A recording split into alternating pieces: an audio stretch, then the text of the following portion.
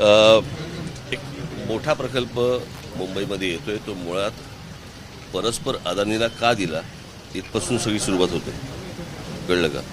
आणि अदानींकडे असं काय आहे की ज्याच्यामध्ये विमानतळ पण तेच हाताळू शकतात, कोळसा पण तेच हाताळू शकतात, बाकीच्याही गोष्टी तेच हाताळू शकतात.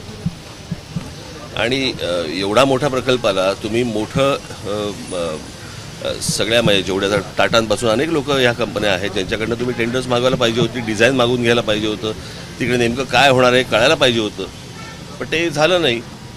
मला फक्त प्रश्न एवढाच आहे की ह्या सगळ्या गोष्टीमध्ये आमच्या तिकडच्या पदाधिकाऱ्यांच्या आमची बोलणी झाली होती या सगळ्या संदर्भामध्ये. आणि अदानी ग्रुपचे कोणीतरी एक जण आहेत, त्यांनाही म्हटलं मला पहिलं डिझाईन तुमच्याकडनं मला दाखवा, हेही झालं होतं. मला फक्त एवढाच विषय आहे की आत्ता हे जे आत्ता काय कोण सरकार बोललं तुम्ही, महाविकास आघाडी, आणि आज का जाग आली? मला असं वाटतं जाहीर होऊन मला 8-10 महिने झाले असतील ना, आज का मोर्चा काढलाय? की सेटलमेंट नीट होत नाही म्हणून? कशासाठी मोर्चा काढला?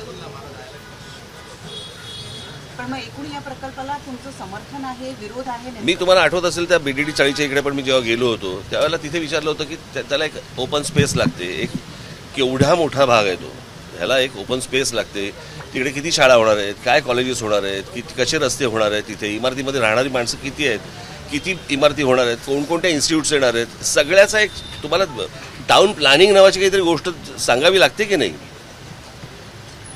की एक एरिया भाग घ्यायचा आणि सांगायचा हा अदानीला देऊन टाकला, असं थोडी असतं. आणि हे 8-10 महिन्यानंतर जागे झालेले जे काय कुठच्या आघाडी जे आहे ह्याने विचारला का प्रश्न की नेमकं काय होणार तिकडे? की मोर्चाचे दबाव आणून फक्त सेटलमेंट करायचे आहेत? मला असं वाटतं एकदा त्याच लोकांना तुम्ही एकदा विचारून बघा. सर, राज्यात आणखी एक महत्त्वाचा मुद्दा येत्या काळामध्ये मराठा, मी इथे वरती काय झालं हे सांगू शकतो आता, कळलं का? मी तुमची प्रेस कॉन्फरन्स घ्यायला नाही इथे आलो नंतर, कारण तुम्ही काय वाटेल ते टाकता, वाटेल ते छापता. परवा दिवशी माझी काय बायको काय बोलली त्यातलं पुढचं पहिलंच वाक्य घेतलं, पुढचं वाक्य घेतलंच नाही, कारण ते तुमच्या फायद्याचं होतं. असो, आत्ता आमची वरती बैठक झाली लोकसभेच्या निवडणुकांच्या संदर्भामध्ये आणि कोणकोणत्या मतदारसंघ लढवावेत, न लढवावेत, कसे लढवावेत, काय काय मुद्दे असावेत याच्यावरती आमची आत्ता सखोल चर्चा झाली. आणि त्याच्यानंतर आता जेव्हा पुढल्या वर्षी जेव्हा निवडणुका जाहीर होतील त्यावेळेला त्यातले कोणते कोणते मतदारसंघ लढवायचे ते तुमच्यासमोर जाहीर केलं जाईल. सर, महानगरपालिकेच्या निवडणुकांचं पण 2025ला होतील,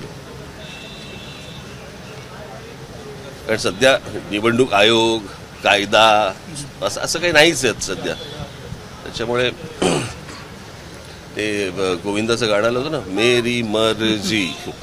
संसदेमध्ये जे काही झालं, परवा संसदेत जे काही झालं त्याबद्दल नाही मला तर लोकसभेच्या दृष्टीनं मनसेकडनं मतदारसंघांचा आढावा घेण्यात आलाय. कोणकोणते मतदारसंघ मनसे लढवेल त्याची यादी जाहीर केली जाईल असं राज ठाकरेंनी सांगितलंय. आणि उपरोधिक टीका करत महानगरपालिकेच्या निवडणुका थेट 2025 साली घेतल्या जातील असेही राज ठाकरे म्हणतात.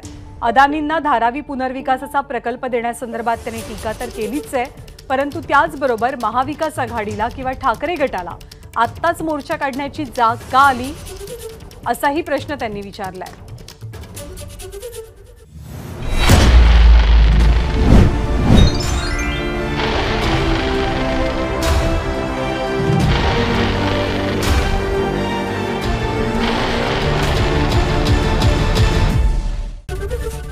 ABP माझा, उघडा डोळे बघा नीट.